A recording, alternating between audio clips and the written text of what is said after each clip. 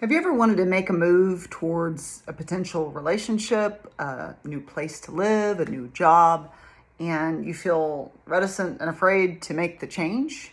Hi, my name is Heather Feather. I am the owner of Rare Bird Medicine, and today's topic is taking risks. Taking risks is something I am a lot more adept at than my personality thought I'd be in this life. One thing I have learned about taking risks as someone who's received a lot of reports from the Akashic Records is that taking risks is a really quick way to quicken one's evolution. When we become complacent, comfortable, and consistent in doing the same things we've been doing, and the same things you've been doing can become comfortable, familiar, but it doesn't necessarily offer you newness, freshness, something else, something other than what you've been doing.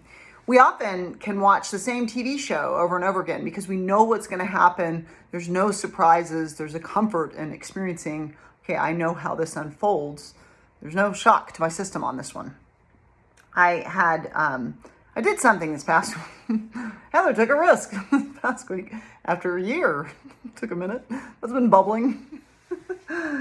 There's a gent I've talked about, that I see in this certain cafe. He is a stallion of a man. I mean, from the moment he walked into this cafe, I was very aware that he was there.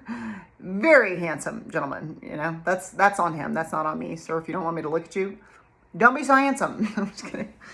But, so I've had attention with this gent for some time, and he's done tons of things that I find appealing. I know nothing about him other than he was speaking this weekend about a movie that I love. It's a movie that for well over a decade, I was like, this is one of my favorite movies. And it's my favorite filmmaker. And then he mentioned another movie by this person. And it's like, why are you so interesting? He often stretches. I do this stretch when I wait in line where I do kind of a seated posture with my leg crossed over. It's hard to explain and awkward looking. And I do it all the time because I'm like, let me stretch this hip out while I'm like waiting in line. And he does this stretch. I've never seen anyone else in my life do this stretch. I've seen him come into the cafe wearing a shirt that said something about love and friendship. And I don't ever wear anything that advertises a company or a brand because I'm not trying to market your company for you. And I prefer like original kind of design and style. I mean, teach your own. I'm not judging it if you do that. But, the only thing I ever advertise is love. I have had several shirts for decades that they'll say love you, things like that. And that's what I'll advertise. That's what I think merits attention and being read. And so he, like, the cutest thing I've ever seen a man do is wear a shirt that's just, it's like, oh my God, this man is he's so enigmatic, so mysterious, so interesting. And I have never had the gumption to go up to him and talk to him. And part of it is that we go to the same cafe every weekend, and I want him to be able to enjoy his cafe. And if I make it awkward by talking to him and he's not interested, I want him to feel comfortable in his cafe. I would prefer that more than, taking a risk sometimes. But this weekend, he was mentioning a movie I loved, and I gave him my number, and I mentioned another movie that he hadn't seen, and I was like, here's my number if you'd like to go see it. And I can't believe I did it, because we've literally said like 4 sentences to each other in the year that I've had eyes on him. But I do not regret the risk, even if there's no response, even if his response is thank you but no, or whatever, or like, hey, I'm not interested in that way, I only want to be friends. Even if the response is not something that I've certainly imagined, then that's okay too. And the reason it's okay with me is, as I often talk about in these videos, I have self-esteem. I love myself. I like myself. I find myself to be an interesting, kind, loving, devoted, silly, most importantly, silly, goofy woman, which makes it fun and funny. And so, in that vein, because I like me and because I love me, I also want for me, if I'm going to have somebody that becomes a lover, I want them to be someone that is interested in me. So when someone else gives me a no because I took a risk, because I put myself out there, because I was willing to do this bold thing and have a vulnerable ask of like, oh, here's my digits, you want to use them ever? I'm not, it's not going to be the end of my world if his response is different than mine, because I love me, I like me, and I want for me the same thing I have to offer. I have a lot of devotion, interest, respect, you know, I don't know. I have a lot of interest to offer. And so I'm not looking for somebody that's not interested in me. That sounds boring and no thank you. Like every time, swipe left, 0 stars, no thank you.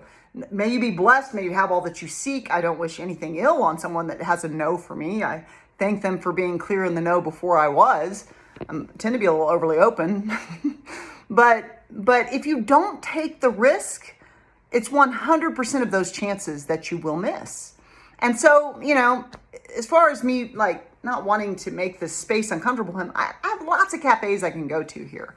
And so, you know, if in the coming week we don't interact or it winds up being a no through something of that nature, no harm, no foul. You know what I mean? I have other cafes and go explore new things. I've got those that are in walking distance, just like this one. So no problem. But at least I pulled the Band-Aid off. I haven't sat and continued after this entire year to hem and haw and wonder, you know. I found out from his friend, a barista, that he's single. And then I just I went for it, you know. And so I don't regret it one bit, and I never will. And I don't regret any risk I've ever taken that's led me into a union or partnership or to have a lover in which it ultimately wound up not being a healthy relationship or not being what I wanted, because every experience I have evolves me. Heather's taken a lot of risks around moving. I've moved a bunch. You know, when I got married, I moved to Florida because my ex-husband's parents were down there. And I loved it. I got to work for Greenpeace. Like, sometimes you take a risk and something that you couldn't have even imagined blooms forth in your life. I wouldn't trade my years working for Greenpeace for the world. I worked with amazing people that I deeply love to this day. Anytime I think of them, I pray for their graces, and they're all beautiful souls. And I'll be delighted anytime I ever see them again, you know. And so I had wonderful things that came out of the experience of moving to Florida. I got to do all kinds of things, go to the beach on a regular basis. I moved to California. It was one of the most transformative periods of my life. I moved on to the shamanic path from being in California. I was actually summoned to the shamanic path when I was there. And so that's been very life-altering. And that just came from me doing astrology, tarot, numerology readings for my coworkers, and them being so generous of spirit and so thoughtful, because when I give something, I give it completely and freely.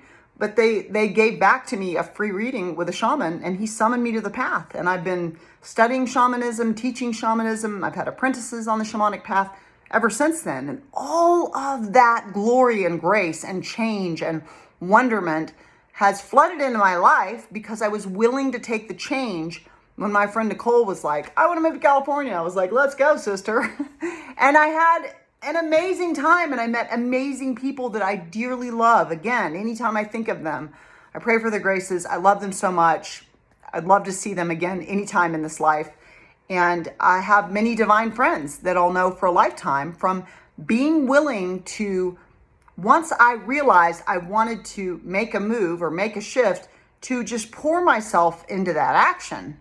Heather just had a job change in which I surprised myself and resigned from my job. I had a really high paying job. I was working from home. It was really good money. And I loved the job for a long time. I just was processing emails, and I could do them in a cafe and do them whenever I wanted and work when I want. And that job ended at that company, and they moved me to another department, and I was making even more money. But I was working with toxic people. And I suddenly just resigned. I was just like, I resign. I'll give you 2.5 months notice. You know what I mean? I'm devoted. I'll be in integrity if I need to exit. And it's like, I'm not going to have somebody be toxic with me in a supervisory position, or somebody that has power issues in a supervisory position at my work. I don't want to do this. I resigned, and it shocked me. The risk of my mouth just putting out there, like, I resign. I didn't have another job lined up, you know. I'm blessed this year. My annuity starts, and I'll have money every month until I die. What a grace. I'm humbled by it as somebody who's worked very hard and has had extreme aspects of non-financial prosperity in your life.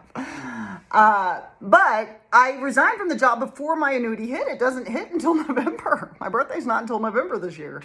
And so I didn't have another job lined up, and I almost never do that. I never leave a job without lining something up. It's usually I'm lining something up to move to another state or to take these risks. But I did it, and I have the most wonderful job now. The job that I go to every day, the state fair was here, and their sign was magical. The state fair, magical. Every day since I started this new job, I turn left at the magical sign. And then they just replaced the sign today, and it now says, we practice what we teach. And I'm here to create a magical college and to practice what I teach and to offer that to the world and to make an accredited school of mysticism where equally yoked like minds can come together and discuss metaphysical concepts and actively practice what it is we teach at the school. So this sentence is being formed outside the window of where I go to work every single day. And I'm working with these amazing people now, and they're so lovely, and it's such a tremendous energetic shift. Like, I consider them friends, and I would gladly serve and support them in any way I could. They're beautiful souls. It's an honor to work with them. And all of these changes that Heather Feather is discussing, all of these graces, all of these gifts, all came into my life because I was willing to take a risk. I was willing to do something new. Now, the challenge with taking a risk is you can feel very vulnerable. I feel vulnerable. I feel scared. I feel like, what if the answer is no? What if I go and I fail and I flail? Well, you can fail and flail where you are now. You know what I mean? I'd like to reframe that, because part of how we hold our world, if something doesn't flush up the way we want, is that it's a failure. But we create more gray matter in our brains as we make mistakes. I don't think there's really such a thing as failure at our school. Like, no matter what it is you're doing, you're learning something. Maybe you're learning about how little you think of yourself, and your life is reflecting that in whatever XYZ way. There's always something for you to look at in the field to open your awareness and awaken, And so you can do that by doing the same thing throughout your life ad nauseum. Same job, same people, same unhappy relationship, same toxic friendship or toxic boss or whatever it is. You can also recognize, hey, this relationship is not equanimous. You know what I mean? It's not balanced, or it's not a match for what I seek. This is not a match for what I seek. And that's okay. It's okay to walk away. It's okay to take the risk of walking away from an unhealthy relationship, where somebody is being physically, mentally, emotionally, or spiritually abusive. You can walk away from that, and you can move into support systems that are available regarding those topics. And you can work to rebuild your self-esteem, because relationships of that nature tend to slam your self-esteem as low as it can go. And so you can find yourself again. You can find who you are. Remember who you are. Start doing the things you like again, and start redirecting your attention and your life to being lived for the quality of life you want to live from now until the grave. How do you want to walk to the grave? Heather keeps asking, right? You can also look at any aspect of your life and consider, where am I stagnating? Where might it serve me to fire up a new idea, a new situation? Is it time for me to move to a new state? Check out, meet all new people. Is it time for me to apply for a new job? I'm starting to recognize my worth more. Maybe there's a job out there that pays even better. The job that I have now, I work 10 hours less every week, and it still meets all of my needs so that I can save all of my annuity for as long as I want and work there and pay my bills still. So it's like, sometimes there is something that serves you more, that you might enjoy more. But in order to do it, you've got to be willing to take a risk. What risks could serve you to have something new today? You can always subscribe to Rare Bird Medicine on YouTube, like and comment there. I always love your thoughts. Amun.